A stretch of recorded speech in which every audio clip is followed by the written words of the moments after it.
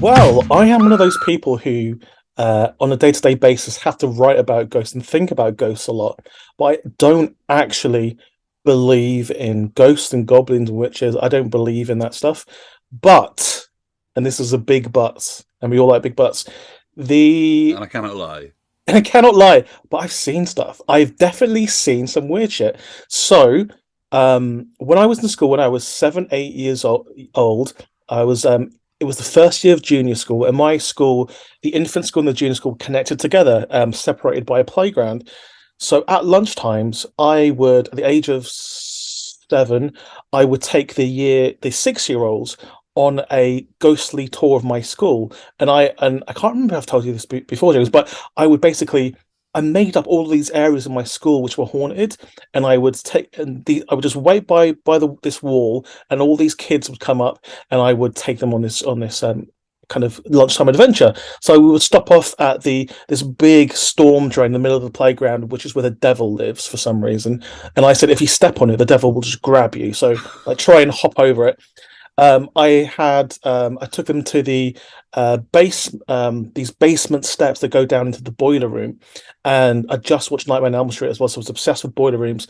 And I had said to them, "That's where the Grey Lady lives," and the Grey Lady is someone who will ask you if you see her. If you go down the steps and you see her, the first thing she'll say to you is, "Do you have any food?" And if you don't, she'll eat you. So I had loads of kids running around my school with rotten apples in their pockets for the longest time.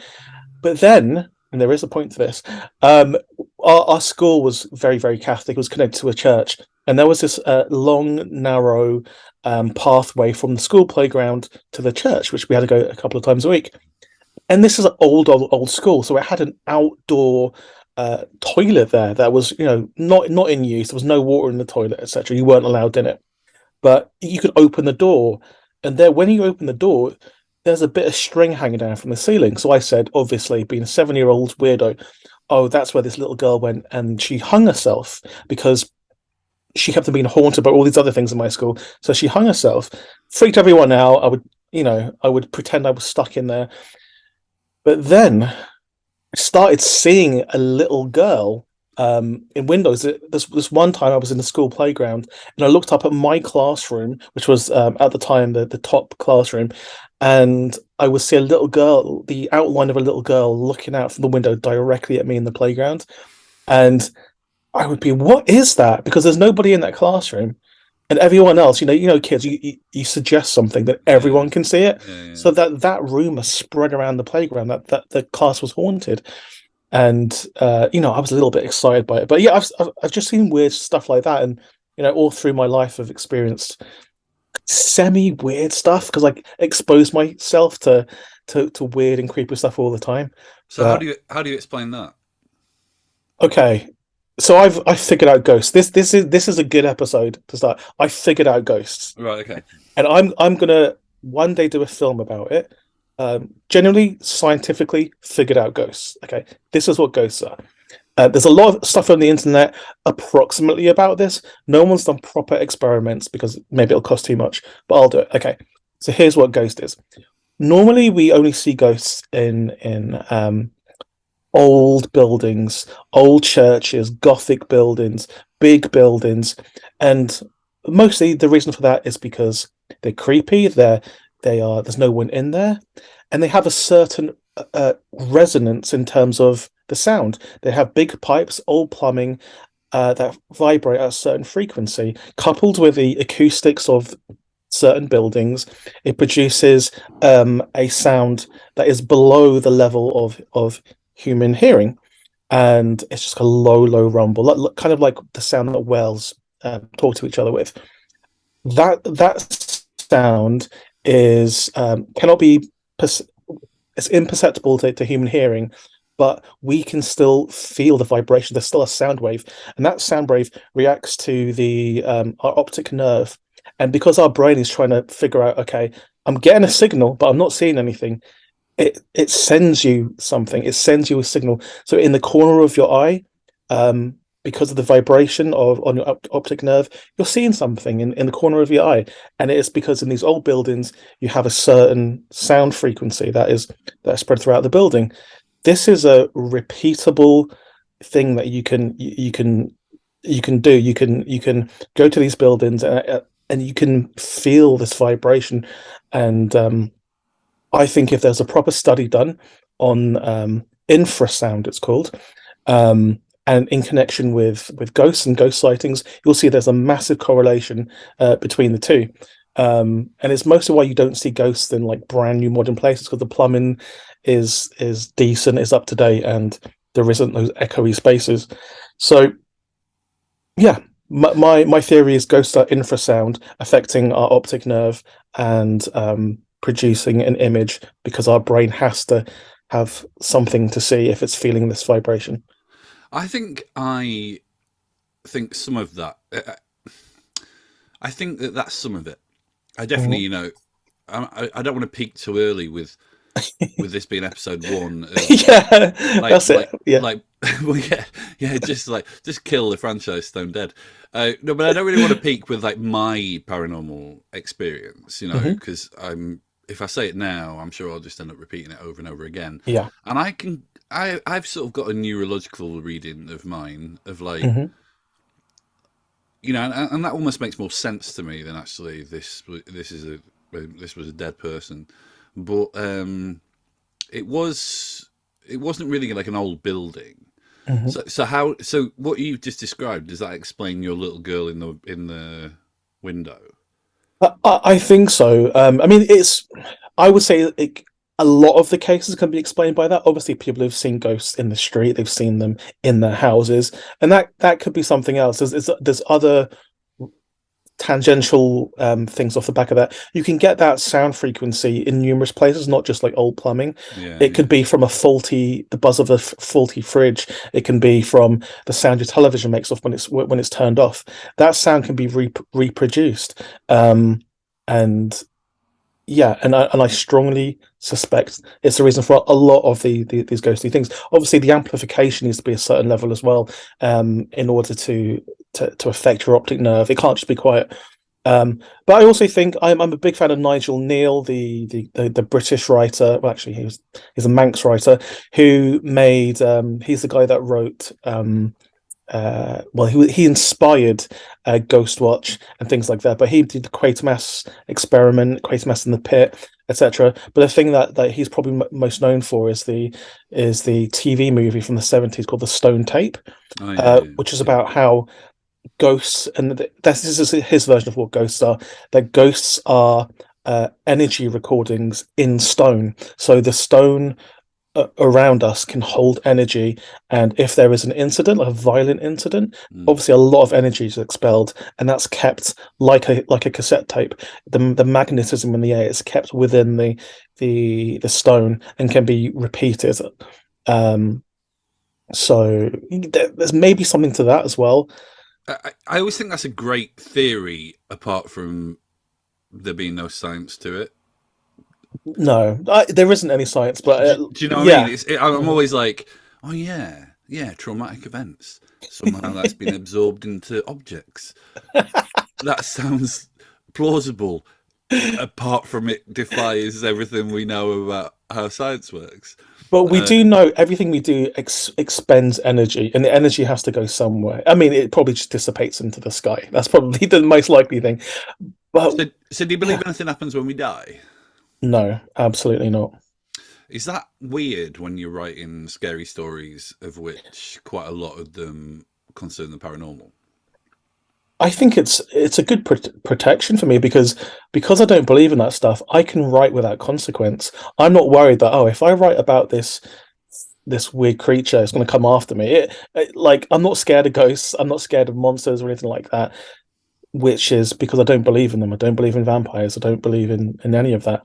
Actually, I don't believe in the fictional version of witches because obviously there are people who identify themselves as witches in different cultures, but the stereotypical witch riding a broom, killing people, that isn't a thing.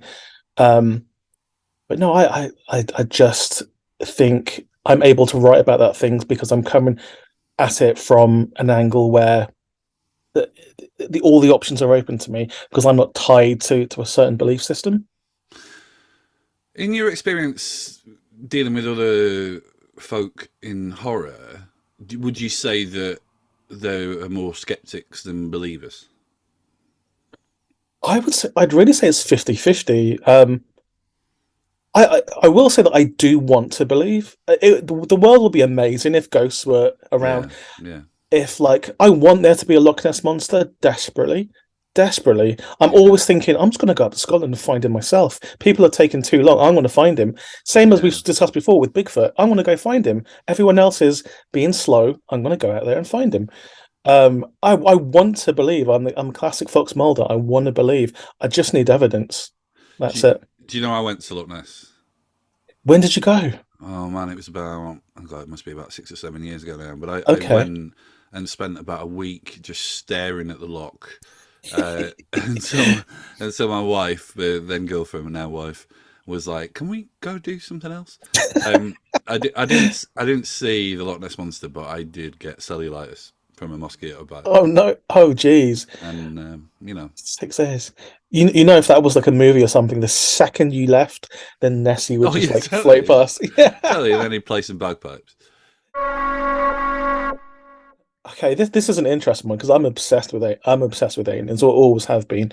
Um, I think the thought of them is really interesting, and you know, like I'm told all the time that uh, the probability that we are the only life form out there is so small. There has to be other life out there. But again, just show me then. I just need to have proof. I know it's annoying, but I'm just the kind of person who needs the facts. Yeah, of I need to course. be Yeah, yeah, shown. yeah, yeah. Um, I but would I say, would love them to be real. I'd love it. It's fun. It means we're alone. No, not alone. Which I don't want to be alone in this universe. That's depressing. yeah, I will say this though. The more and more I've dipped my toes into believers of the phenomenon, as they would describe it, the Hmm. more I found that they would argue that the evidence does exist. Hmm. So they would point to like the Lou Elizondo leaks, Yeah. and there's been a few things that I've seen videos, and obviously you start going without getting too kind of kooky about this. You start going, is this a psyop? Is this Hmm. uh, I can't remember the phrase, but almost like is this deliberate disinformation? And you start thinking, well, you know, what kind of weaponry do governments have that we don't know anything about? Hmm. But they would probably argue that the evidence does exist. It's just such a messy landscape. I mean, there's evidence of UFOs, but I separate aliens and UFOs. I don't think UFOs have anything to do with aliens or anything off planet.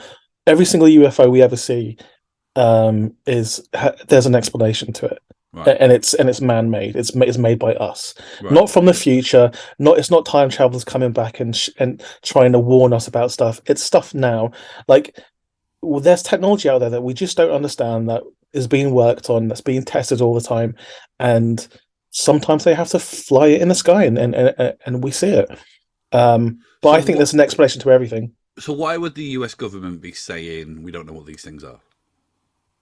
Well, didn't they recently release a whole bunch of like a dossier of information to say, okay, first of all, UFOs definitely do exist, and these are recordings.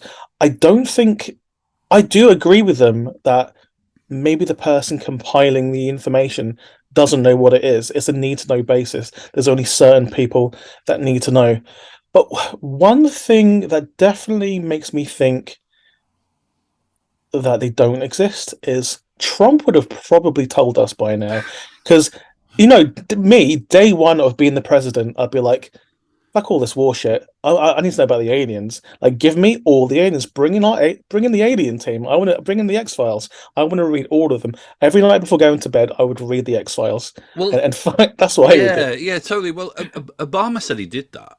Obama said he basically Oh, like he nice. asked, but I think I think I've come to the conclusion that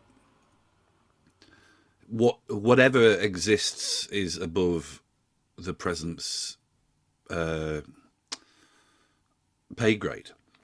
Like Yes. is what I think. Like, Hmm. and that's getting a bit conspiratorial because you start talking about things like the deep state. But I'm not I, sure that I don't not believe in the deep state. So I agree with you there. There are things that even the president, because to be honest, the president's a kind of a liability because the president is a public-facing person yeah, who's always on TV. Why would you tell that person who's the most famous person in the world yeah. all the secrets? It's counterproductive. So there are probably people who know more than the president about certain things, and There was yeah, an interview I watched recently with George Bush, like just a snippet, but he was talking at some, he's on this kind of ongoing rehabilitation tour uh, to present himself as some sort of like cuddly ex-president. But yeah, it was really interesting in that he said he was talking about like post 9/11 and basically like the head of the military. I can't remember exactly how the structure worked, but how someone had basically come to him and said, "Oh, have you heard we're going into Iraq?" And I was like, "Oh, that's not how I thought this worked. That's not how the West Wing reported this." yeah, And it did make me think, "Oh God." And when I edited a magazine, there was loads of conversations going on above me of things I didn't know anything about, and yeah. obviously they're in no way similar. But I do think that they probably looked at me and went, "Oh, well, he's going to be here 6 years, and then we'll have someone else." And I think it might Mhm. be similar with the U.S. government. But so why? Yeah. So if aliens exist, why are they just not bothered about us? Um, I mean, there's a number of theories, and none of them will be right. But there's one. I actually watched a YouTube video yesterday about why haven't we seen aliens? Like genuinely seen aliens? Why haven't they been in contact? And one of the scariest like theories is they know we're there, but they're hiding. They're waiting and they're watching. So they have the ability to come and have first contact with us, but they just don't want to because we are so below them. It's like why would an elephant bother about an ant? Like their technology is so far superior. Their brains are so far superior than us. We are like absolutely nothing. It's very egotistical of us to think an alien race would want to talk to us. Why would they? I Like think we're it's amoebas to them. yeah. I think. But by the way, when you started that monologue, I stopped hearing your voice and started hearing Richard Burton's voice at the start of Jeff Wayne's musical version of War of the Worlds. I know Jeff Wayne a little bit. I should try and get Oh, him do on you? this. Oh, he'd be perfect. Yeah, Wow. he would, wouldn't he? Oh, cinematically, I do love a good werewolf, but I think vampires are just the classic tragic story. Like, I think cinematically, just because of that beast and more action is good for me. Werewolves make sense. Like Dog Soldiers, one of my favorite movies. Yeah, Bloody love it. American Werewolf in London, The Howling. But number of good vampire films, I'm not sure. Like vampires are way more popular in pop culture, but for me, like werewolves are the best. And the tragedy of it all is, like, I really want to make a werewolf movie, but I know how hard they are to make yeah, because yeah. there's only a handful. There are thousands of werewolf movies. There's only a handful that's good, and it all depends on the transformation and doing a unique version of the transformation and all the good ways it's been done. That me and Rob had a really good idea This is for a this is werewolf Rob movie. Savage, obviously. Yeah, Rob Savage. We had a really good idea for a werewolf movie, which we pitched to Sam Raimi once, and he was like, "This is brilliant. This is brilliant. Way too expensive. Way because All right, I don't know if well, anyway, the transformation was extremely elaborate and involved a lot of money being spent on it. Um, but we're just like horror geeks wanting to outdo every other transformation scene. So maybe one day, who knows? There's, But, I think that that filmography of werewolves that you just mentioned, I mhm. think, I think if I can add Ginger Snaps to that, Love Ginger Snaps. great movie. They they what they did in combining the coming of age and Yeah. the girl becoming a woman with the transformation of wealth, was perfect. It's difficult to beat Ginger Snaps, to be honest, in modern werewolf movies. So So, good. so I'm going to add that, and I'm going to Hmm. add the werewolf arc in Being Human, which I thought Okay. was Hmm. really smart. The Russell Tovey of Yeah, yeah. waking up and being what have I done, and the sort of the impact that Hmm. had on his relationship. Even if I add all of those up, I still don't think it's as good as Bela Lugosi walking down the stairs in Dracula. It's true. And have you seen Renfield yet? I haven't yet. Is it? Is it? I wondered whether I needed any more than the trailer, but I think you would enjoy it. right. It's just it's stupid fun, and sometimes you just want that with a horror movie, like the new Evil Dead movie. Like some of it was so stupid, but so entertaining, and that's what I want from a horror movie. I just want to be entertained. I don't want to lecture. I don't want to learn anything too much. I want to be entertained, and that's what Renfield is. And yeah, oh, I thoroughly recommend it. It's Yeah, really cool. I'll get there. I talking of Bigfoot, I watched I don't know if you've seen it, but there is a lost movie. Um, oh wow, I wish I could remember its name now. There's a lost Bigfoot movie made by George Romero. All right. He made it in university, and I'm one of the very few people who has seen it because I there was Why isn't that a commercial release? so it was lost for the longest time, and then I think last year they found it in an archive or something, and then in the old school that he went to, and so they showed it to people from that university, and someone gave me the heads up, so they sent me the link, and so I was there with everyone watching it. I mean, it's only like 20 minutes long or something, and it's very experimental, but it's found footage. It's a found footage, one of the earliest found footage films ever. And yeah, it's a Bigfoot. It's the hunt for Bigfoot, and it's done in a Ghost Watch style, Oh mate, where it's a TV show, and they keep going to the live feed of people in the forest looking for Bigfoot, and I'm that's just like, this is brilliant. Wow, that's I can't. that's such a Yeah, sexy thing you've just said. yeah. Uh, do you think there's anything in it? Yes, I Do do. you? Yeah, I do. Again, I don't think it's anything supernatural. I just think there's stuff out there that we don't understand. Like it's that old quote: "We know more about the surface of the moon than we Yeah, do about the bottom of the oceans." And I think there's a lot of land and forest out there that we don't know anything about. We're finding scientists aren't they're discovering new species of insects and spiders and yeah, yeah, birds every day. yeah. I know it would be very difficult for something that big to last this long, but I think this Earth is big enough for something like that to hide. If it really wanted to hide, it could. And maybe that's part of its nature. There obviously has to be a whole bunch of them. There can't just be one. There must be loads of them just hiding. Um, I think my big problem with Bigfoot is I need a body. yeah, I get that. You know, it's almost like I actually think I probably want Bigfoot to exist more than big like Bigfoot's my boy. I actually think Mm, I probably want Bigfoot more than ghosts. Probably not as much as wow, aliens, but I probably want Bigfoot more than ghosts. But I also interesting. the problem is I've met loads of people who believe in Bigfoot. I've met people who've uprooted their lives and gone and camped out in the forest for 3 months Wow. and they always have some really interesting stories. Like I met a bloke once who was like someone threw a tree at me. They but they were terrified. They were genuinely like, I might try and get him on this as well. But he was like, I was stood there, and then I heard a roar, and there was a tree trunk that was thrown at me, Hmm. and that feels quite compelling.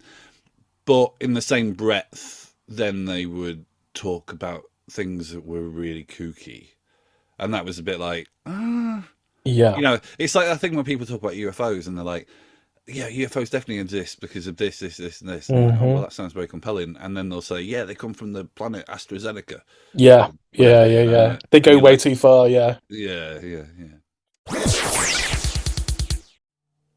Well, there are a lot of conspiracy theories over the years that have turned out to be true. Like one of the big ones is people thought during the prohibition, the illegal beer, the illegal alcohol was being poisoned to stop people drinking it, and that really did happen, and that yeah, was only found out later on. So, so sometimes if you wait long enough, the conspiracy theory turns out to be true. I mean, I don't know if it's a conspiracy theory because I think there is merit in it, but I'm fascinated by the pyramids, and the Sphinx and stuff like that. And again, I watched this really cool YouTube video about what exactly were the pyramids. It wasn't just a place for the you know people to be buried. It isn't yeah, just a yeah, burial ground. The makeup of it, the what it was built out of, is the exact things that you need to generate power. It was lined with gold, um, in a certain way where it can generate power. It's like a big power generator, and how it was built. And if you look at the schematics of the Great Pyramids, it's like a circuit. It has certain every single thing you need to generate power, and then you've got to think, okay, what are they generating power for? And then if you think back to the Sphinx and you tie that into the pyramids, like we now know that the Sphinx is way older than we first expected due to the water. There's water erosion on yeah, it, yeah, yeah. and that could only have happened from the last ice age, which was way longer than we expected. So then you have to think to yourself, what is going on here? Like, why? Who built this in the first place? why are they why are they trying to generate power, and how do they know how to do this as well? So there's various different theories. Is it something that is like a signal to the stars? Is it a ship? Is it a massive battery for something else? um so it's a very low key conspiracy theory, but the conspiracy theory is that the pyramids are basically batteries for something, and I don't quite know what it is. Did you Yeah. watch the Graham Hancock series? No, no. The I will do now though. yeah, I mean, it's quite problematic. I Oh, mean, okay. I'm not saying that because I don't really believe in, my view is life is problematic. Like Hmm. some of my favorite things are problematic. So, Yeah. but it's definitely it had a lot of criticism when it came out from the archaeology industry, Okay. and also had some strange. I don't agree with this, but it had some strange accusations of racism thrown at it as well, because Oh, really? almost like in an Ancient Aliens way, in Right. the Okay. sense of like, oh, actually, you're undermining the achievements of people Yeah. from different cultures, Hmm. which I didn't really get because I think it was just proposing that there were other older cultures. So it Right. basically kind of proposes that like there were civilizations that we don't know anything about, and there were. Which has got to be true. That's got to be true, surely. I mean, Yeah. I think so. I think so, Yeah. and I think there's weird shit like there's old maps that have landmass Hmm. that have been noted and no one knows what happened to them. So You, so you think there are like sunken countries, sunken cities, and Atlantis, I knew you were gonna etc. say, I knew you were gonna say it like this. I've seen some compelling stuff. I Yeah. think that I think it's I just think it's that I think it's that thing almost you almost have to ask yourself why there wouldn't be transparency about certain things unless but I also know that like institutions like move really slowly and there's a lot of bureaucracy and red tape and maybe this isn't they're hiding something maybe Hmm. this is just actually they haven't got their ducks lined up to investigate some of these claims Yeah. um, more thoroughly. Yeah, I agree. And also, for what purpose? If it's not going to make a government money, why would they? Why would they throw a lot of money at something just to kind of prove that it exists if it doesn't Yeah. benefit that government? Um, but yeah, like, what is there a particular conspiracy theory that you believe in then? Oh dear. Um, well, with this being like a fledgling show on YouTube, I'm quite interested in. I know a lot of conspiracy people, and Hmm. they always moan about being flagged on YouTube. So I'm not 100% sure what the rules are. I think my big problem with conspiracy theories is that I'm very interested in combating anti-Semitism. I've got a lot of friends who are Hmm. Jewish, and that getting to know those people has been a real revelation to me about how insidious anti-Semitism is. Hmm. And there's always a moment with conspiracy theories where it becomes because of the Jews, and Yeah. that's a bit of a problem for me. Um, but yeah, I think loads of them are fucking real. Like, I just don't think they have anything to do with like New World Order or Zionism or No. anything like Yeah. that. But there's loads of stuff. I mean, I think everything about JFK is really compelling. Mm. I think that I'm kind of obsessed with the Saprito tape. Obsessed. Mm. there was a thing. I mean, there was a thing that blew my mind the other day. I was reading about this thing called Operation Sea Spray, which was this Okay. U.S. government. Um, they were basically testing chemicals in the San Francisco Bay, and the Hmm. idea was like preparing, almost like testing like how the area would respond to a biological attack, Mm. and that's fucking mental. Like, why did it take to the age of 42 for me to know about that? Hmm. Like, so then when you start going, well, that's the thing, that's on record, that happened. Uh, there was an inquiry. There were family members of the sick, and I believe some people died as well, who Wow. were they were claiming damages. And when you start going, well, that was a thing that the US government did. And Hmm. about Operation Northwoods as well. I mean, anything that starts with the word operation, is like cra crazy. Yeah. That there's I'll leave Operation Northwoods for when you literally have nothing else to do, because okay. it really did change my mind about a lot of things. Wow. Okay. Oh yeah. There's lots of crazy stuff that under the guise of, like, the government trying to help its people. Yeah, yeah. Or a movie I can't live without is Night of the Comet, I knew you were going to say which, that. I knew you were yeah, going to say that. it to me is the best because it's not just me being contrarian, not just saying Evil Dead 2, which would be the easy answer. Um, Night of the Comet is just, for me, the dialogue's just amazing. It just means a lot to me, basically. It might not mean a lot to anyone, but I just think it's fun. I love it. I love the writing. I love the bleakness and then a brief moment of hope. I love the actors. And I've become friends with like everyone involved in that film. I do what I do with bands. I like a band, I befriend them. Um, and I do that with films now. Like, I like a Yeah, film from my childhood. yeah. I'll find these people and say, hey, like, I loved what you did. Like, keep doing what you've done because it's amazing. And I did that with Night of the Comet, and I'm friends with all those guys now. And like, yeah, it just means a lot to me, that film. So, uh, I can't live without that film. But Evil Dead 2 is a close second. I was hanging out with Mickey from Lush last night. Oh, nice. That's I would say out of everyone I've ever met in music, there's people. I mean, I liked Lush a lot when I was a kid, Yeah, but great. yeah, yeah, and I still listen to those like the shoegazy records now, like Hmm. all the time.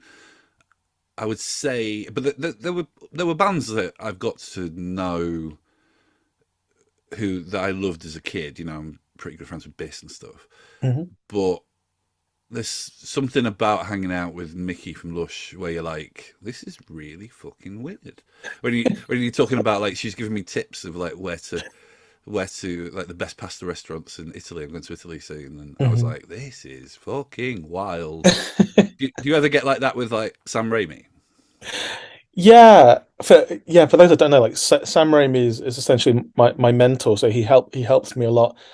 Um, I still get excited. I still get excited like when I speak to him because he's such a nice guy. He's the most humble person out there, and he just knows his stuff, and it's just effortless. And he doesn't ever bring up the fact his last movie made $1 billion. Yeah, It's just like he's so engaged in what I'm talking about, and I'm just thinking again, it's like the elephants and ants situation. yeah, Like he doesn't have to help me, but he's like just such a good guy, and he sees something in me that maybe I don't even see in myself. But he wants to help me, and he has all that knowledge that yeah he wants to pass on. So yeah, I mean, I definitely don't take it for granted. I'm like, even when I get off like a Zoom or something with Sam Raimi, and recently it's been like I've been Zooming with him a lot. Um, it's still like, wow, that's crazy. yeah. That's crazy. Yeah, you shouldn't ever lose that, I don't think. No, but with bands, like you, I've known bands for a long time, befriended my favorite bands, etc. Um, and yes, sometimes I forget. Sometimes I forget these are the records that I would go to sleep like with it playing in the background over and over and over and over again. People probably know me best besides the horror stuff for like in the music world, just doing stuff with Ash all the time. And some of those songs are like the soundtrack to your teens and your early Yeah, yeah, 20s, yeah. like Shining Light and Burn Baby Burn and Girl from Mars. You just hear them and you're instantly transported. So like it's great now that I can kind of give back to them a little bit and like help them with their stuff and put on these big weird gigs where they're the headliners and everyone's dressed like people from Andor and Yeah, weird aliens. I really regret not going to that, you know. Man, you should have come. Oh my god, it was unbelievably good. Yeah, no, it was. Yeah, I messed up. Um, I went for because obviously Tim Wheeler is friendly with We Are Scientists. Yeah. I went for a curry with them, and it was Hmm. the first time I'd ever properly spoken to Tim. He's And amazing. my band, my school band, when I was like 14, the Hairdos, Hmm. we used to cover Girl from Mars, Hmm. and I was I'm ashamed to say, I was surreptitiously texting the people I still know from those days, like, you're never going to believe where I am. It was amazing. It was amazing, and they were more excited than like when I'd met Dave Grohl or Eddie Vedder or whatever, you know. Yeah, I think anyone who likes horror has at least a tangential interest Yeah, in true crime, and there's all the famous stories. But last year, I went on a road trip around America to go into all these spooky haunted sites and stuff, including Burkittsville to try and find the Blair Witch. But I went to a lot of true crime sites as well.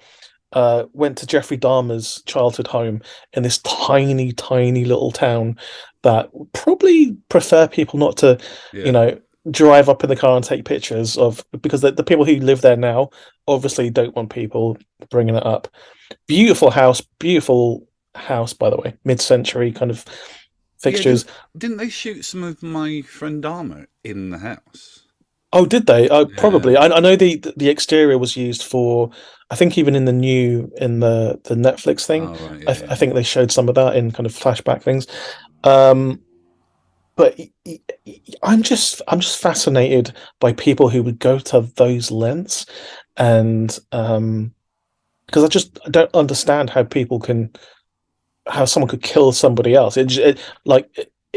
I don't understand. So maybe just like ghosts and just like spooky things, I just don't understand. And I kind of want to learn what drives someone to that. And sometimes there isn't anything that drives someone to that. That's the scary thing. It's just innate in their minds. Um, It's weird. So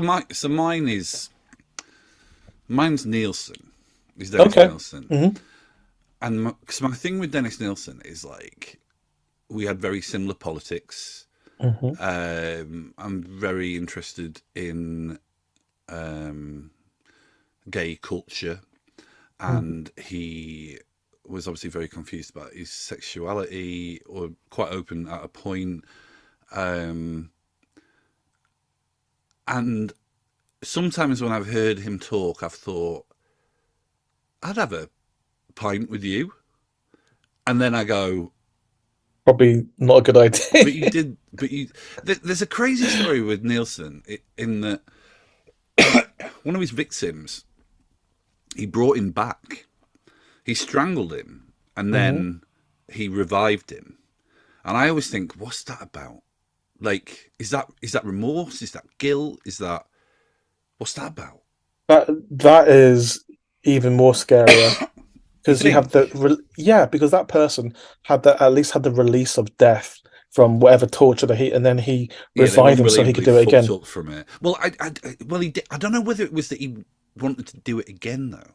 I Hmm. think it was like, from what I've read and what I've heard him talk about, I think it was I didn't want to do that, Yeah, and that's so weird to me.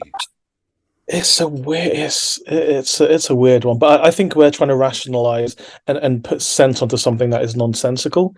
Yeah, Like yeah, there is no rhyme or reason to really kill someone like that. Um, I mean, I guess that there's one other like true crime thing, and you probably know about the whole who put Bella in the witch elm oh story. yeah, yeah, yeah. But that one fascinates me because so for those that don't know, that basically a body was found inside an elm tree, a witch elm, and very soon after that body was found, this was in the forest somewhere, in the was it up north somewhere? Yeah, it was just outside Birmingham, I think. Okay, and soon after that, graffiti started appearing in the town. Who put Bella in the witch elm? And to this day, that graffiti is still. I mean, obviously, it's not the same person, but the thought of someone, an unsolved mystery of a girl that was stuffed inside a tree, murdered.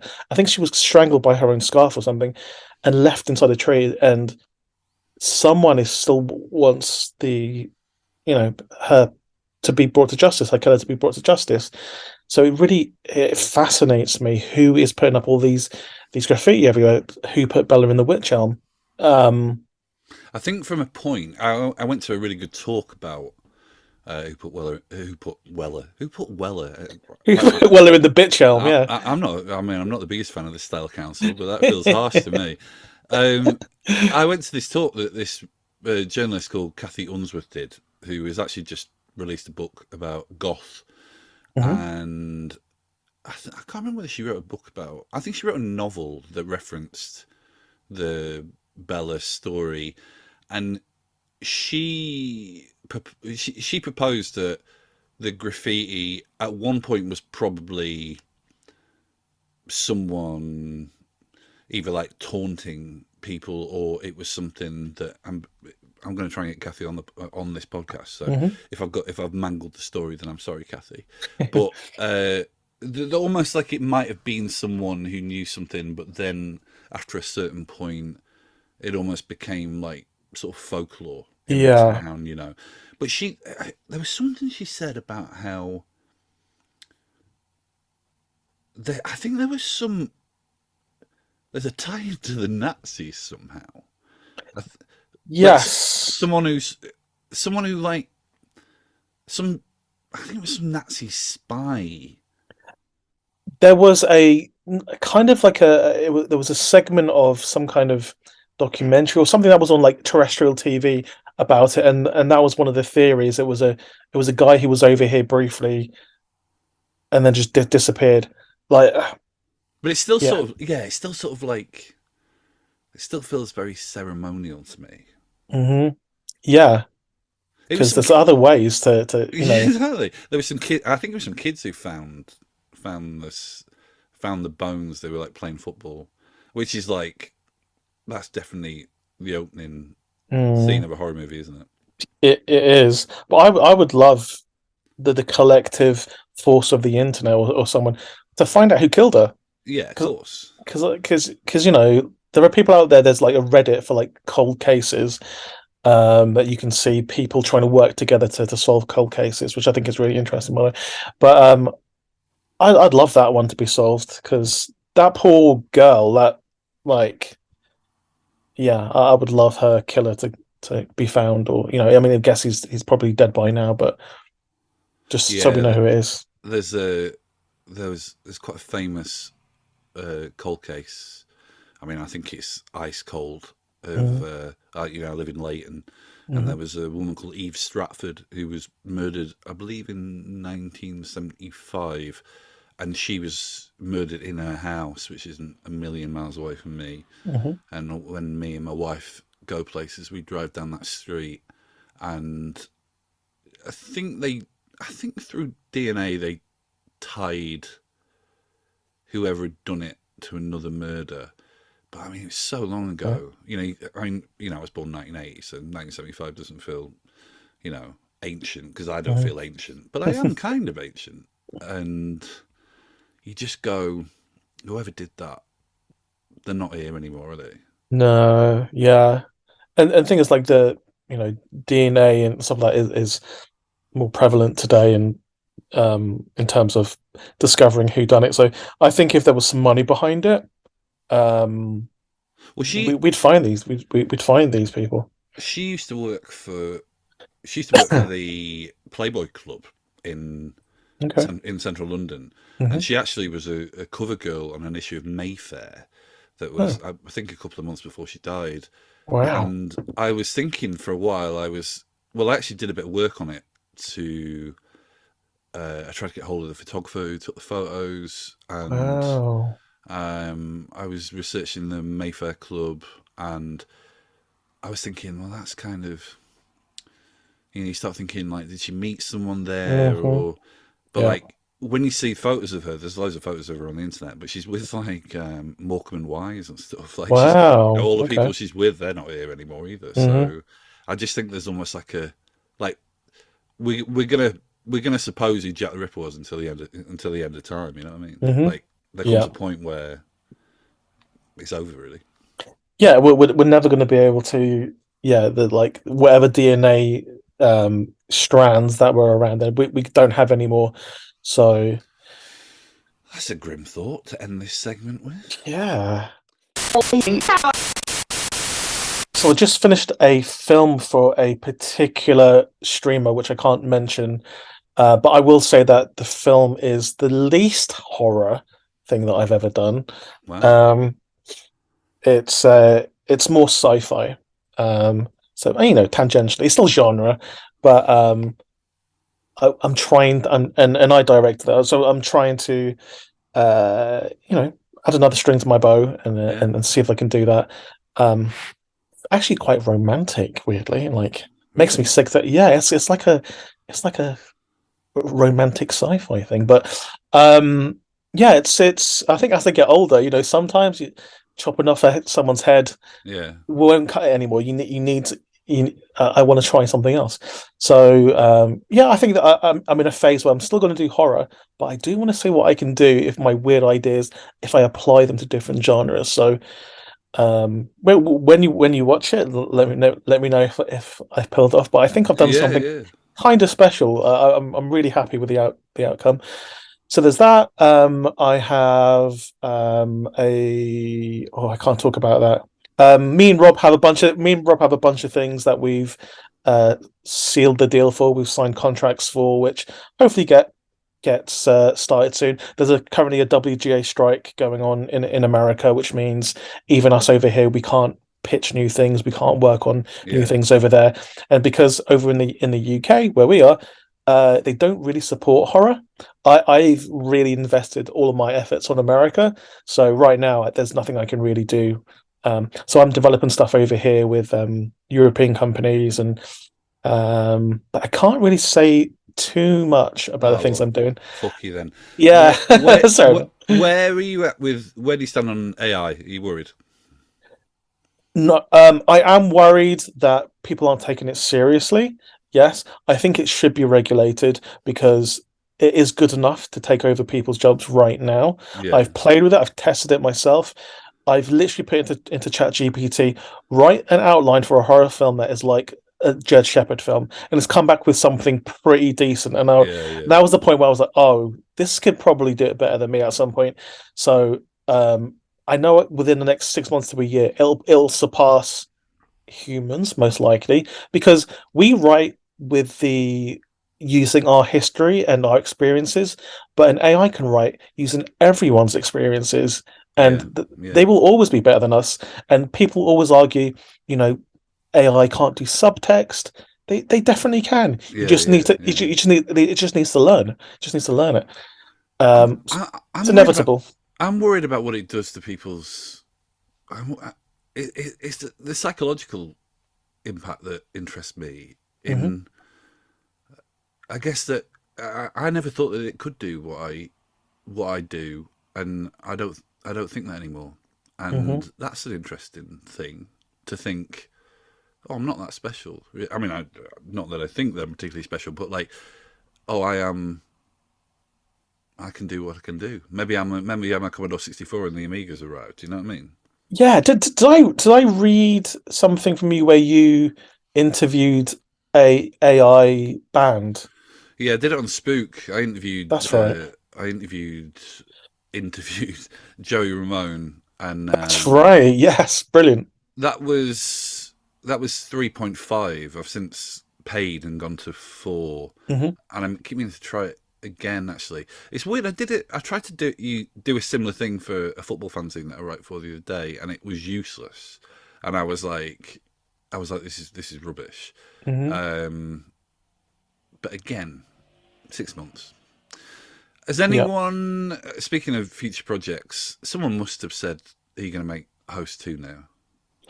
Uh, we were offered the money to make Host 2 immediately after Host came out. It isn't something me or Rob want to do, probably ever. Um, so yeah, I mean like Do you have we've an got idea for a story for it? yeah, straight away. Host 2, Host 3, Host 4, Host 5, if we really wanted to. I know where the story is going. Um, I just I just think not enough time has passed. Um, but there's a really good version of Host 2 that we could do. But me and Rob have other things to do first, and then maybe one day we'll go back. Obviously, Shudder really wanted us to do Host 2. It was a massive hit for them, so Well, maybe one day. Biden says that there's another pandemic coming, so you know, where's Well, we have the infrastructure to make something during that pandemic. So exactly what's happening with ghosts? Ghost is we're almost finished. It's a longer process than I expected. I was very naive going into it. Is ghost or ghosts? Ghosts, plural. Right. Okay. Yeah, and it's very specific why it's plural, but you'll see when you play the game. Um, yeah, I was very naive, and I thought, oh, I could just pump this game out in like 7 months or something. That's not nearly enough time. So it's taken a long time to get it to where it is. Basically, all of the architecture of it's done and dusted. There's no more developing or programming or any of that stuff that needs to be done. What needs to be done now is the tweaks, the making it feel like a game, really gamifying it more. Because at the moment, it's a lot of film footage, like on so many hours of footage that has to be placed onto the architecture in an organic way. And I think we set ourselves up. I set myself up a little bit in terms of the ambition, Yeah. because again, I've never made a game before. Yeah. Yeah. I've just got all these ideas.